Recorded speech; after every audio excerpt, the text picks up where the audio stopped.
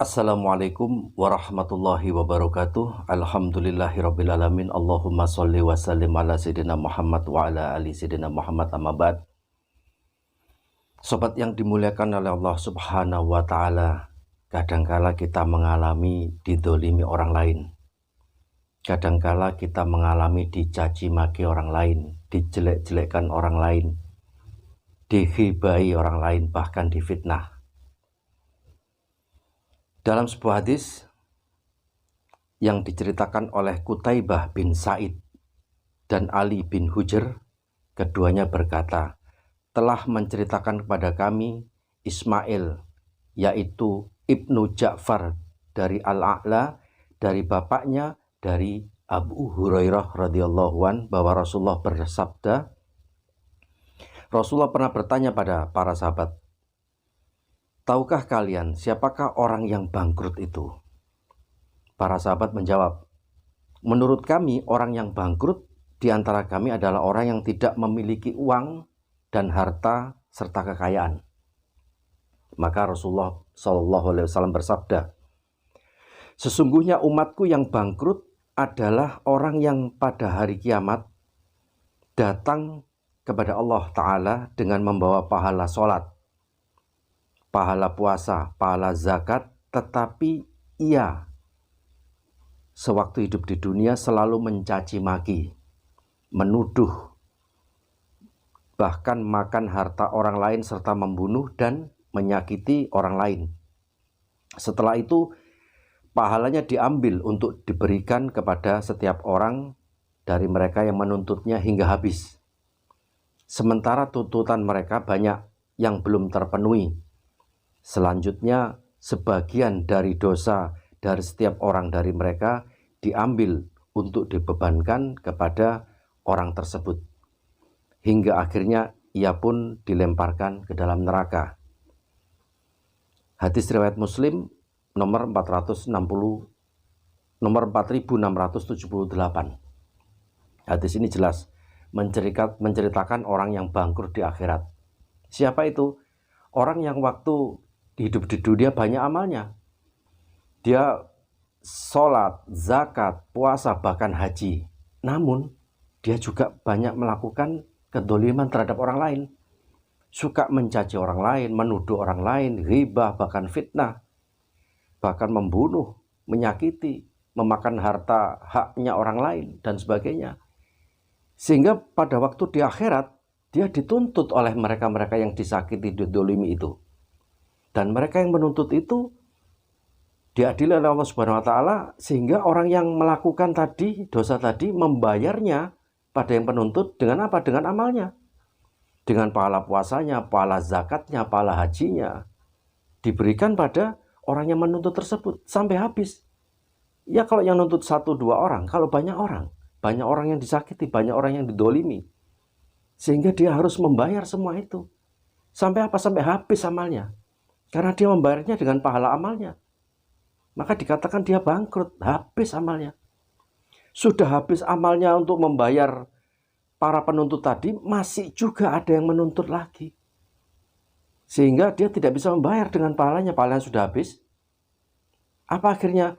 Dosanya orang yang menuntut tadi ditimpakan, dibebankan pada orang yang melakukan kedoliman, kejahatan tadi itu. Sehingga dia sudah pahalanya habis, ketambahan dosanya orang-orang yang menuntutnya tadi, sehingga ia pun diceritakan dilemparkan ke dalam neraka. Itu orang yang paling bangkrut menurut Rasulullah ini. Jadi kita ini hati-hati. Jangan sampai melakukan kedoliman terhadap orang lain, menyakiti orang lain, memaki orang lain, menuduh orang lain, ngerasani, ghibah, membicarakan orang lain di belakangnya. Ya kalau benar, hibah namanya. Lah kalau tidak benar, fitnah. Tidak masuk surga orang tukang fitnah itu. Jangan sampai kita begitu. Kebalikannya, kalau kita yang mengalami disakiti, didolimi orang lain, ya senyum aja. Kita didolimi orang lain, disakiti orang lain, dicaci maki orang lain, tidak usah kita balas, senyum aja. Sakit Ustaz, sakit memang kita disakiti orang lain, didolimi. dicaci maki, dijelek-jelekkan di sosmed, sakit. Sakitnya tuh di sini, sakitnya tuh di sini. Tapi nanti Anda mendapat transfer pahala dari orang tersebut. Makanya kalau kita dibully, dituduh, dicaci maki, dijelek-jelekkan di sosmed, dijelek-jelekkan di banyak orang, nyengir aja kita. Karena kita tahu pahalanya dia ditransfer ke kita oleh Allah nanti. Asal kita sabar loh ya. Asal kita sabar, nggak usah balas. Nanti pahalanya dia ditransferkan ke kita. Kalau pahalanya dia sudah habis, dosanya kita dilimpahkan pada orang tersebut. Enak loh, enak. Makanya ada diceritakan sahabat waktu difitnah. Ada seorang sahabat difitnah. Sudah tidaklah membalas, tidak balas menyakiti, dia malah mengantar makanan satu talam sama si tukang fitnah tadi. Sudahlah difitnah, sakit rasanya, tapi sabar, tidak membalas, justru mengantarkan makanan satu talam, diantar makanan satu talam pada tukang fitnah tadi. Karena dia tahu pahalanya orang itu ditransfer ke kita. Kita mendapat transferan pahala gratis dari orang tersebut, yang orang dolim tadi. Kalau pahalanya habis, dosanya kita pindah ke dia. Enak toh? Enak jadi orang sabar itu. Makanya orang sabar itu di sorga disambut. Salamun alaikum tibtum fathuluha kholidin. Salamun alaikum bima sobartum. Kamu selamat, sejahtera, silakan masuk sorga karena bima sobartum, karena kesabaranmu. Sabar. Kita dijelek-jelekan orang, dimaki orang, dituduh orang, sabar saja, diam, nyengir. Karena kita tahu pahalanya dia sedang ditransfer ke kita oleh Allah. Tapi ya kita jangan sampai melakukan seperti itu, melakukan memaki orang, menuduh orang, ghibah, bahkan fitnah, menjelek-jelekan orang lain. Ya Allah, kalau kita, ya maaf kalau kita membaca status WA dan sebagainya dari teman-teman ini sedang bertengkar, menjelek-jelekan orang lain, ya Allah, astagfirullahaladzim. Kadang-kadang suami dan istri bertengkar, saling menjelekkan di sosmed, dibuat status. Istri marah pada suami, suami jengkel pada istri. Dia nulis status menjelek-jelekkan pasangan hidupnya di sosmed, dibaca oleh ratusan orang, bahkan ribuan orang. Kalau kita menjelekkan orang lain, suami menjelekkan istri atau istri menjelekkan suami, cerita pada saudaranya satu orang, dosanya satu.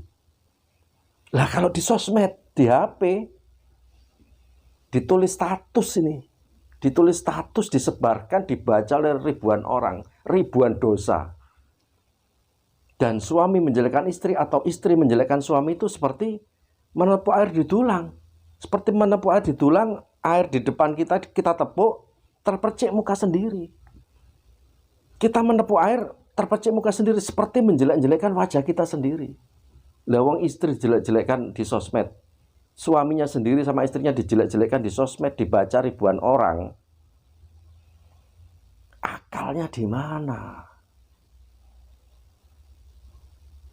Sahabat, kalau kita ghibah, membicarakan kejelekan orang, dosanya besar sekali. Harus minta maaf pada yang bersangkutan. Apalagi kalau ternyata tidak benar, larinya ke fitnah.